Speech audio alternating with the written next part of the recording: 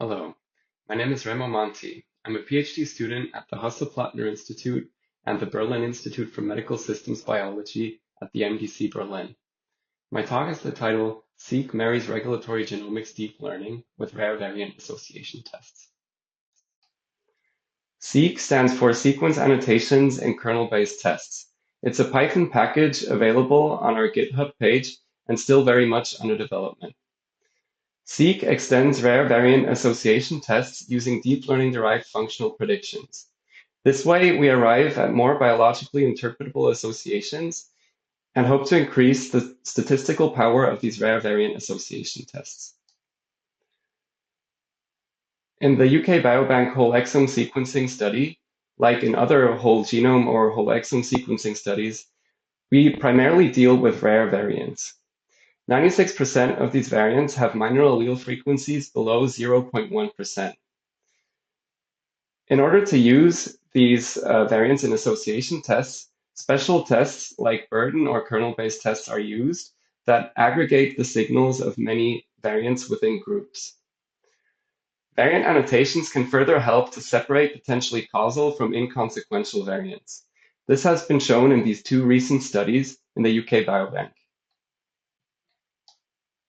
However, there are many other mechanisms through which genetic variants can affect the phenotype. Most of these mechanisms are non-coding. Here, recently deep learning models have been successful at predicting the effects of variants on regulatory mechanisms such as transcription factor binding, histone modifications, or the binding of RNA binding proteins. Different software packages, some of which are shown down here, allow sharing deep learning models and exporting predictions to standard data formats such as HDF5 or VCF. Seak provides customizable interfaces to incorporate these predictions into association tests.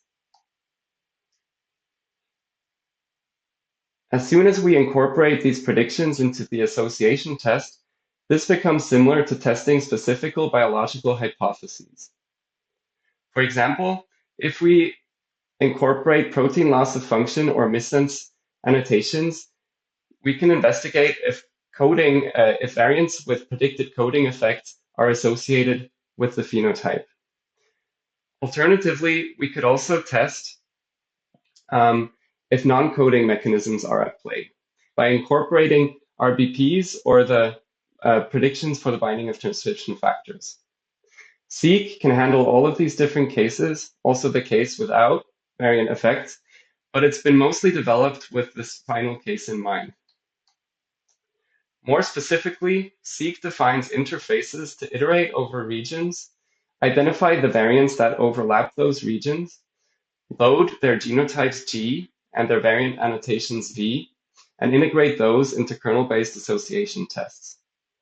Additionally, we can define variant similarities based on their positions or external data. Custom basis functions integrate the genotypes, the variant effect predictions, and the variant similarities to yield variables phi. These variables phi are then associated with the phenotype.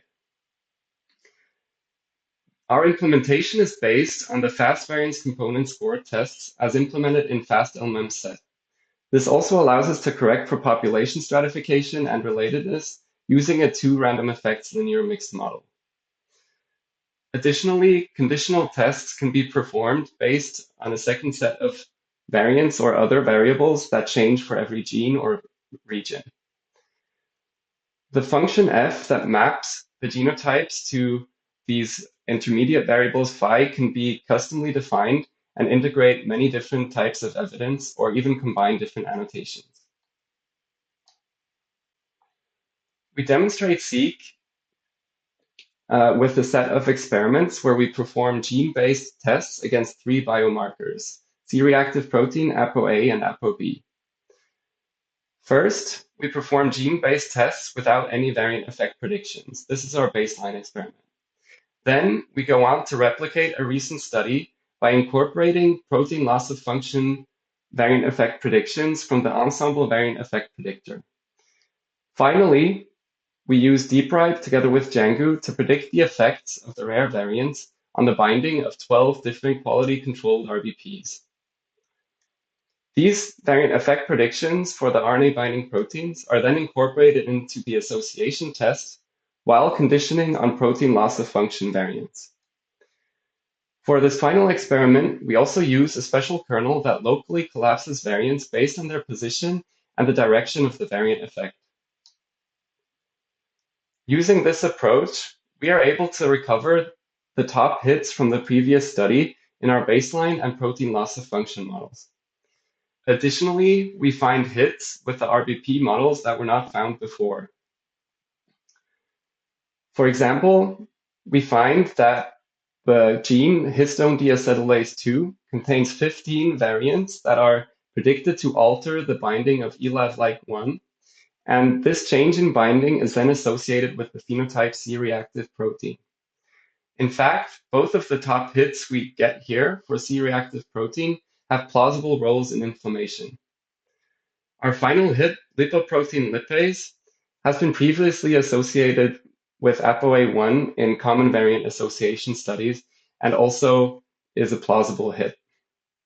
However, we would need to further validate if these variants really act on the binding of these different RBPs, either in additional follow-up experiments or other types of validation. Nevertheless, I hope I was able to convince you that by incorporating deep learning derived variant effect predictions, Seak is able to yield additional and interesting hits for whole genome or whole exome sequencing studies.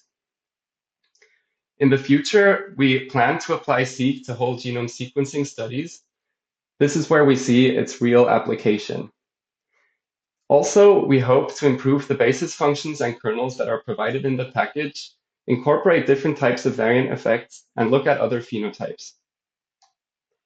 And with this, I would like to thank the members of the Computational Regulatory Genomics Group at the Max Delbruck Center and the members at the Digital Health and Machine Learning Group at the Hasse-Plattner Institute that have helped me with the analysis and the development of the software, specifically Pia and Stefan.